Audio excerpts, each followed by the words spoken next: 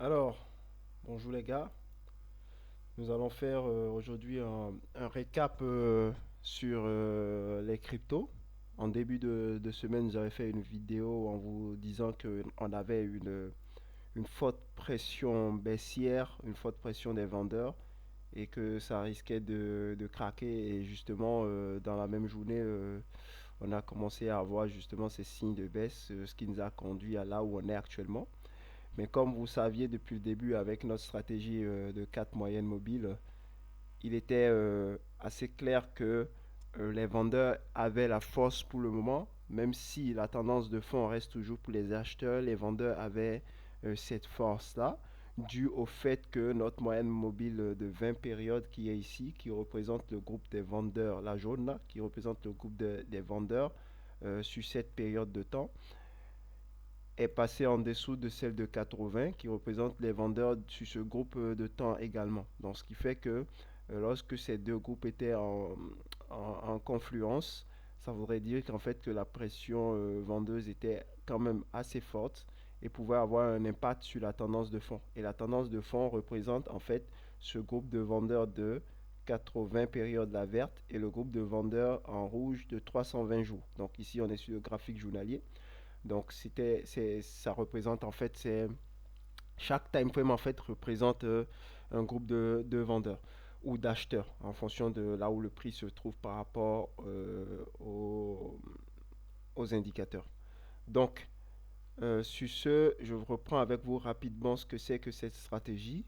Alors, pour la stratégie ici, il faut dans un premier temps avoir tout simplement le crossover ici. Ce crossover que vous avez là, qu'on appelle Golden Cross quand il s'agit de l'achat, entre la 320 jours et la 80 jours, indique en fait qu'on a une tendance haussière qui est juste la confirmation de la tendance haussière qui a lieu sur ce petit groupe que vous avez ici au niveau de la 20 et de la 5. Ok? Donc, lorsque vous avez ce crossover là, ça confirme juste cette tendance qui a lieu ici. Et après, nous, on veut en fait poursuivre cette tendance et aller chercher des objectifs. Donc, ce qu'il faut en fait, c'est d'attendre ce que j'appelle généralement le deep pullback. Et le deep pullback, parce que vous avez plusieurs formes de pullback. Par exemple, lorsque vous avez la 5 période, la violette qui passe en dessous de la jaune, euh, la, la 20 période, en fait, c'est une forme de pullback, ok? Puisque vous avez cette baisse-là, un retracement. Mais nous, on veut des retracements un peu plus profonds par rapport à la tendance de fond que nous avons qui est guidée par la 320 et la 80. Donc pour ça, il nous faut en fait que la 20 période passe en dessous de la 80 période. Donc ce que nous avons eu ici dans cette zone, ok? Donc là, on a un deep pullback et on se positionne lorsque la 5 période repasse au-dessus de la 80, donc reprise de la tendance de fond en attendant un petit pullback et un breakout. Ok?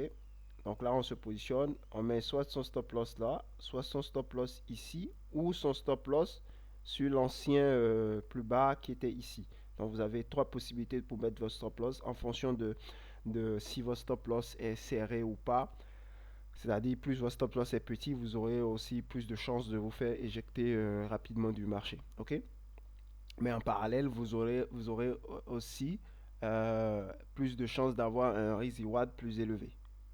C'est une forte corrélation entre le risk reward et la taille du stop loss. Ok? Donc là, nous avions eu une première entrée. Ensuite, nous avons eu un autre deep pullback ici.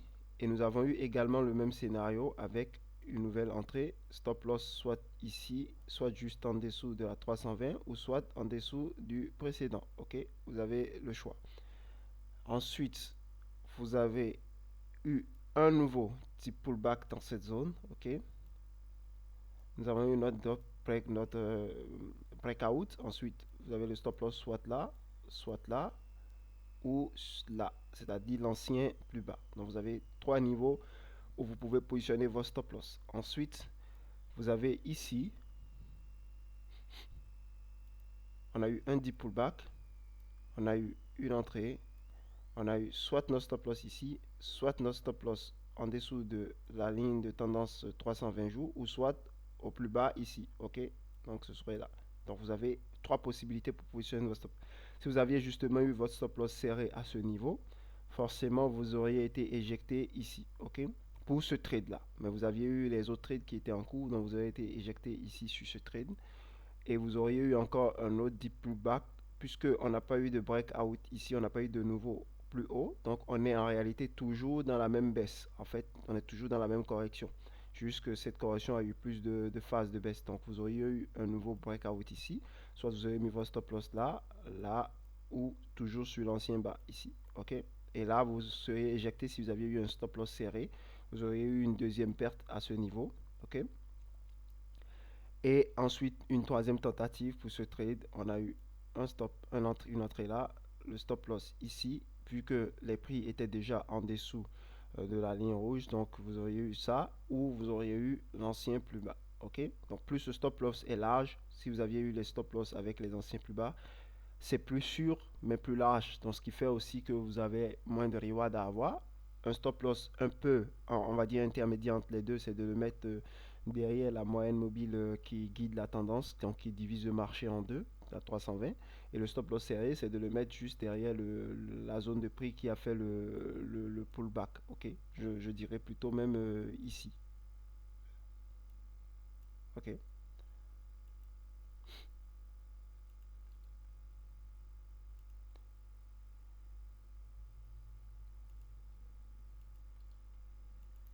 Et ensuite, nous sommes maintenant encore en train d'avoir un deep pullback. Donc en fait, ce qu'on a là, actuel, comme je vous avais annoncé, quand je l'avais annoncé il y a plus d'un mois, on était dans cette zone-là. Donc je vous disais que de toute façon, pour nous positionner, il faut qu'on ait le deep pullback. On ne peut pas se positionner pour de simples pullback comme ceux-là ou celui-là, parce qu'il n'y a pas assez de correction. Ok. On veut quelque chose de plus profond pour repartir, pour avoir des objectifs un peu intéressants de risk reward. Donc il fallait attendre le deep pullback, je vous l'ai annoncé, et on l'a eu, on a eu le croisement. Et quand on a eu ce croisement, normalement on aurait pu repartir et faire notre scénario. Mais vu qu'on avait du mal à repartir, je vous ai annoncé, je crois que c'était lundi, oui, si je me rappelle bien, dans la vidéo du lundi, que, attention, il y avait une forte pression des vendeurs et qu'on pouvait descendre encore un peu plus bas. Mais même si on descendait un peu plus bas, en fait, on est toujours dans cette tendance haussière guidée par la 80 et la 320. Donc, on a juste une correction un peu plus profonde, peut-être un peu comme cette zone-là. On a une correction un peu plus profonde, ce qui fait que, à l'heure actuelle, ce qu'il nous faut maintenant pour repartir, c'est de retrouver notre moyenne mobile de 5 périodes qui remonte au-dessus de la 80 et qui fasse ce breakout. Donc, forcément, ça va peut-être ranger un peu pour que la 80 puisse se rapprocher des prix et qu'on puisse traverser et faire le breakout. Donc, je vous disais de toute façon en début de semaine qu'il fallait absolument pas il fallait absolument pas prendre de nouveaux trades. Il fallait tout simplement attendre que notre moyenne mobile à 5 périodes passe d'abord au-dessus de la 80 pour montrer que on a une reprise de la tendance. Ensuite, qu'on ait ce petit pullback et ce breakout afin qu'on puisse se positionner. Donc, je vous l'avais bien annoncé. Pour tous ceux qui ont suivi ce que j'ai dit en temps normal, ils n'ont eu aucun problème dans cette phase de baisse. Au contraire, vous êtes absolument content parce que vous allez pouvoir acheter au meilleur endroit pour pouvoir repartir et être presque certain de faire de bons profits tant que notre tendance ne s'invalide pas. Donc il ne faudrait surtout pas que notre moyenne mobile à 80 jours passe en dessous de la 320 et même que notre moyenne mobile à 20 jours passe en dessous de la 320. Si la 20 jours réussit à passer en dessous de la 320, là ça devient dangereux. On peut avoir une baisse assez prolongée parce que très souvent lorsque un groupe passe en dessous, généralement tout le reste finit par passer en dessous. Et donc notre point d'entrée n'est que obligatoirement au-dessus de la 80 période. Donc tant qu'on ne va pas traverser la 80, on ne va pas se positionner sur le Bitcoin. On va attendre tout simplement. Donc, en résumé, sur le Bitcoin, la tendance est toujours haussière. Dans le fond, la correction que nous voulions depuis plusieurs semaines est bien arrivée et nous sommes tous très contents parce que nous allons pouvoir nous positionner à de meilleurs prix et nous allons pouvoir en fait chercher un objectif, une target prochaine. Ok, donc sur le Bitcoin, c'est exactement le scénario que nous voulions et le scénario est venu. Nous ne prenons que les deep pullbacks et donc ce deep pullback est venu et nous sommes contents et nous allons pouvoir prendre notre prochain trade lorsque notre moyenne mobile à 5 périodes va repasser au-dessus de la 80, va nous confirmer qu'on est dans la reprise et qu'on va avoir ensuite un petit pullback et un breakout et on va entrer. Donc sur le Bitcoin, voilà. Alors, passons à la paire favorite de la chaîne, c'est le XRP. Donc, nous allons revoir avec la même stratégie sur le XRP. Et comme je vous l'annonçais également, puisque la vidéo de la semaine dernière existe, de lundi, donc tout le monde peut aller consulter. Ici, nous faisons des choses assez propres. Donc, nous étions naturellement au début du bull run et nous saurons exactement quand ce sera la fin aussi. Donc, sur ce, ne vous inquiétez pas. Là, nous avions la tendance, ok, qui a été validée. Parce que ici, contrairement au Bitcoin, cette accélération du XRP n'a pas le trait d'anticipation qu'on aurait pu avoir dans cette zone. En réalité, on n'a pas eu en fait le véritable trait de confirmation de cette tendance. Donc c'est maintenant qu'on est en train d'avoir le vrai trade sur XRP qui est en train de se préparer, donc avec un potentiel haussier assez énorme sur XRP à venir. Donc déjà pour récapituler, donc on a eu notre deep pullback qui est arrivé ici, ok, avec la 20 qui est passée en dessous de la 80. Donc on avait ici déjà la 5 qui était au-dessus, mais malheureusement on n'a pas eu le breakout qui validait en fait que on pouvait entrer. Donc je vous disais justement au début de semaine que attention, vu qu'on n'a pas eu ça et que les prix sont en train de repasser en dessous, en fait on pouvait avoir une baisse. Et on a eu cette baisse là. Sur ICRP, ça n'a pas été aussi violent que sur le Bitcoin, donc on n'a même pas pu dépasser ce point-là. Donc on est pour le moment resté au-dessus. Et au niveau par exemple de la RSI, tout est parfaitement bien calibré. Et donc tout ce qui nous reste en fait, c'est de revoir en fait dans cette période repasser au-dessus de la 80. En fait, le fait que ça repasse au-dessus de la 80, c'est qu'on élimine en fait tous les obstacles, donc il n'y a plus rien qui nous empêche de monter. Donc c'est pour ça qu'on doit attendre tout simplement qu'on remonte au-dessus de la 80, qu'on fasse notre petit pullback et qu'on ait notre breakout. Et lorsqu'on a ça, on peut se positionner et placer notre stop loss agressif soit juste en dessous de la zone, hausse moins agressif, on est ici, ou encore moins agressif, un peu plus sûr, c'est de le mettre tout simplement à l'ancien croisement qui avait eu lieu ici, ok, là, tout simplement. Donc on est beaucoup moins agressif en faisant ça. Et nous avons en fait trois possibilités de stop loss. Donc en fonction de là où vous allez mettre votre stop loss ici, votre reward sera naturellement beaucoup moins élevé. Ok. Donc ici par exemple pour un petit objectif rapide que je peux prendre, je peux faire ce Fibo là, du point de départ là jusqu'à ici.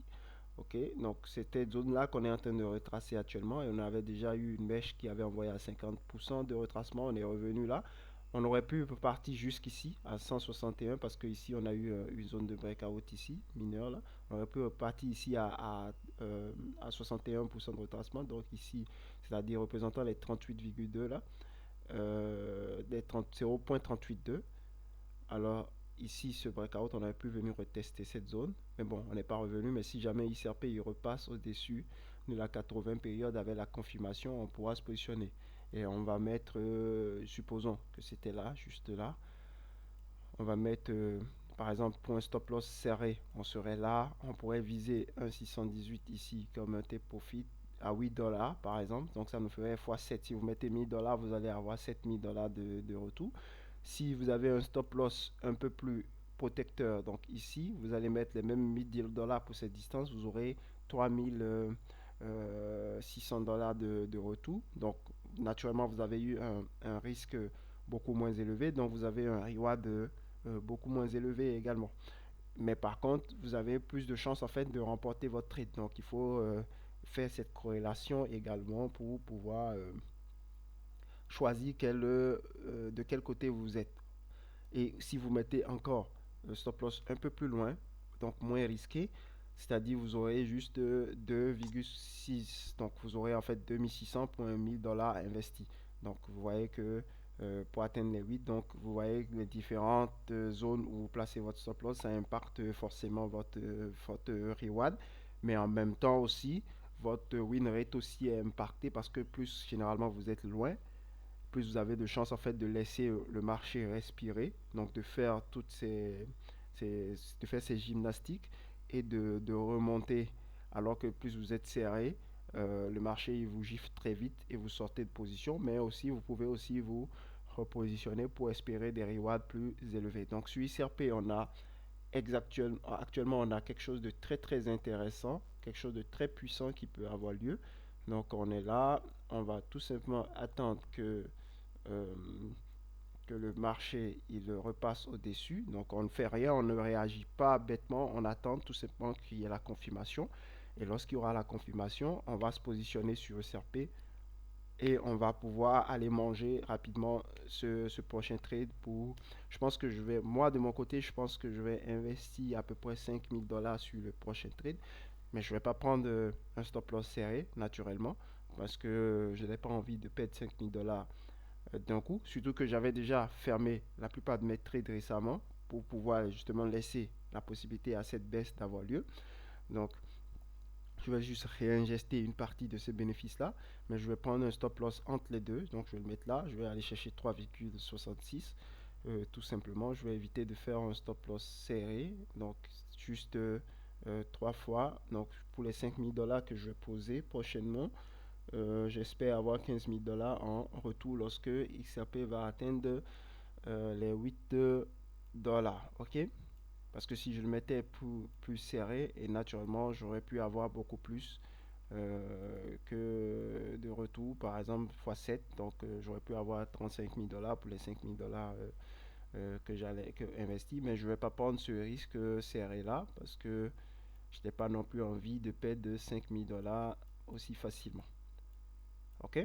Même si on est en journalier, il y a beaucoup moins de chances que ça arrive, que je perde tous les 5 000 $ d'un coup. Mais bon, j'en ai pas autant besoin actuellement. Surtout tout ce qu'on a déjà eu à gagner sur le marché depuis le début du bull run. Alors, je vais prendre ici ETH. OK? On va partir avec ETH. On va faire la même chose. Alors, je suis avec Ethereum.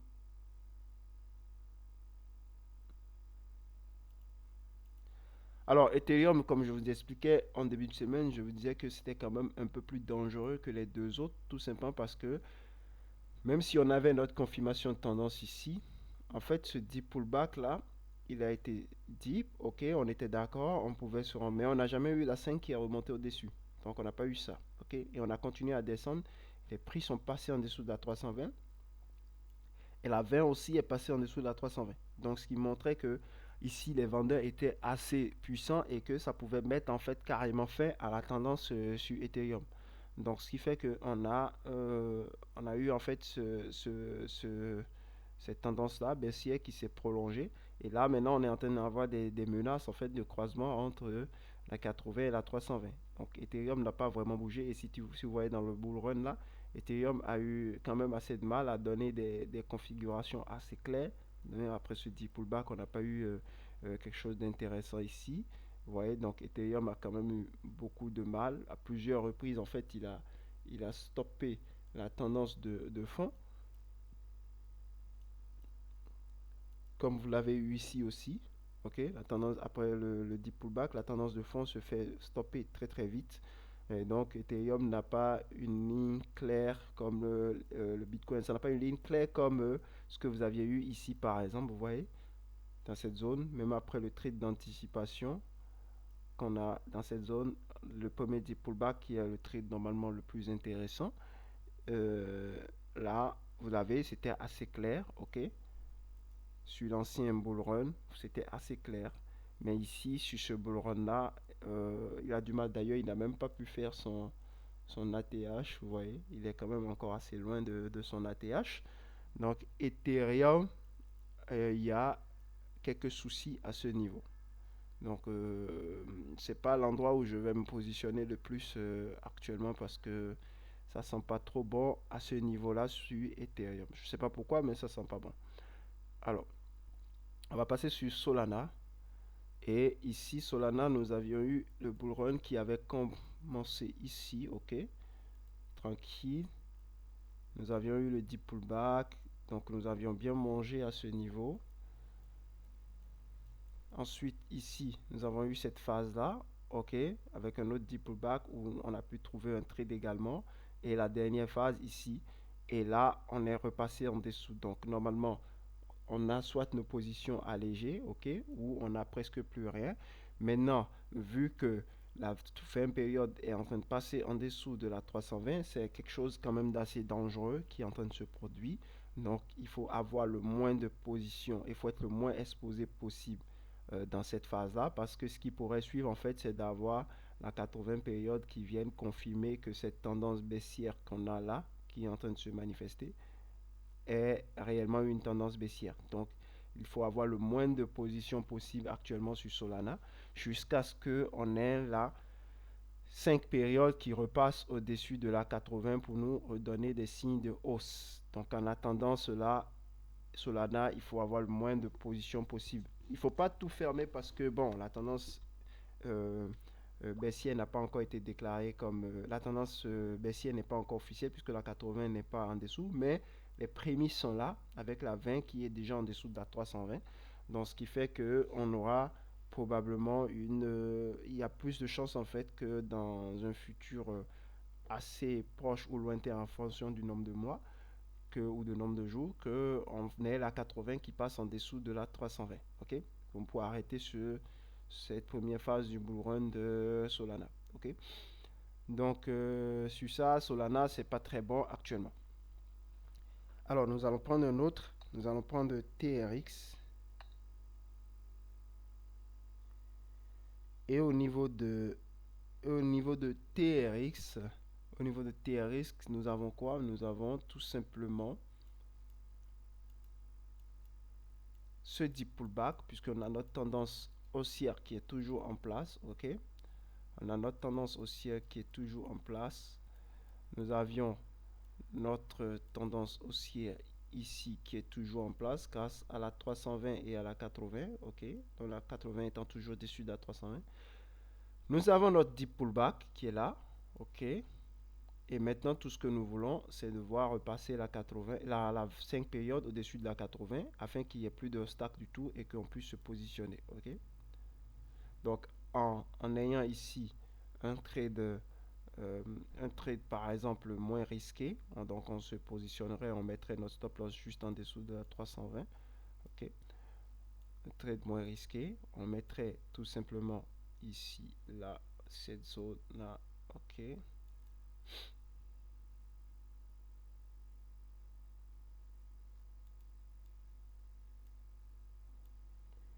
On pourrait avoir en fait des risques qui pourraient venir au 1 $. Ok, et ça nous ferait peut-être, même avec un stop loss moins risqué, légèrement risqué, on va dire, on va avoir x 9,3. Et un stop loss plus risqué, on va se retrouver à un trade de x 15.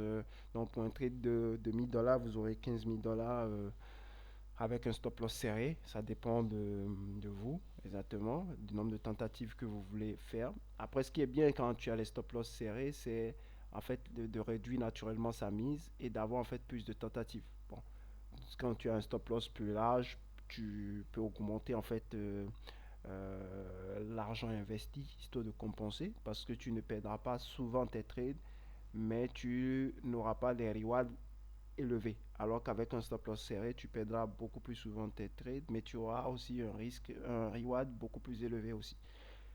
Donc il faut voir cette forme de compensation et de voir à quelle fréquence vous perdez vos trades pour pouvoir savoir quelle stratégie s'adapte mieux à votre personnalité. Donc TRX toujours tendance haussière soutenue par les deux grandes moyennes mobiles. Notre deep pullback est là, on attend juste le trade pour nous positionner. Alors XLM ici, parfait. C'est extrêmement parfait, un peu comme sur ICRP. Donc on a aussi cette tendance haussière confirmée grâce à cette 80 période qui se trouve au-dessus de la 320. Notre deep pullback avec la 20 période qui est passée en dessous de la 80. Parce que comme j'ai dit, chaque moyen mobile représente un groupe de vendeurs ou d'acheteurs en fonction de là où le prix se trouve. Et tout ce que nous voulons maintenant, c'est d'avoir cette hausse et ce breakout. Donc, on pourrait faire la même chose comme sur ICRP. On pourrait mettre ça là, par exemple, si jamais ça se passe à ce niveau. Donc, on aurait ça. On aurait notre stop loss serré, par exemple, ici. Notre stop loss moins serré là et encore moins ici. Donc, on va prendre, par exemple, le stop loss serré. Et on va se dire on fait des tentatives. Et donc, on met, par exemple, un trade à 1000 $ et qu'on se dit qu'on va viser 1,618, donc à ce niveau. Donc on voit XLM venir aux alentours de 1,50 $, 1,53. Donc ça nous ferait environ 7, presque 8 fois notre position. Donc pour un trade à 1000 $, on se retrouverait à 8000 $ de bénéfice. Ok? Donc XLM, toujours en tendance haussière et deep pullback, parfait. Tout est bien aligné. Il nous faut juste la confirmation de la reprise de la tendance et puis on va se positionner. ADA Cardano aussi, parfait. Il nous faut juste également, tout comme sur TRX et sur XRP ou sur XLM, ADA aussi présente une très bonne configuration. Donc on a exactement la même chose. On a ici notre confirmation, notre deep pullback qui est là.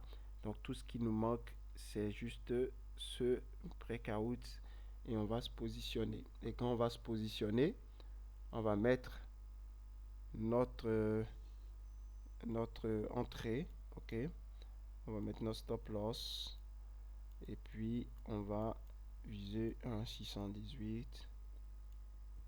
Donc Cardano à 3 $ serait un objectif assez réalisable. Surtout que normalement l'objectif que moi j'ai à plus long terme, il est encore plus grand que ça. Ok, donc voilà. Surtout que à long terme, on a encore un objectif beaucoup plus intéressant. Ok, donc en weekly par exemple, on pourrait aller chercher encore plus loin que tout ça. Donc en weekly, je pourrais dire qu'on peut chercher jusqu'à 8 $ aussi sur Cardano. Sur XRP par exemple, en weekly, on pourrait chercher jusqu'à... Alors, on y va. On va mettre ça là. On pourrait chercher jusqu'à 8 $. Je crois qu'il y a un problème dans mon graphique. 8 $, ok. Et qu'est-ce que j'avais projeté ici? Ah oui, c'est ça.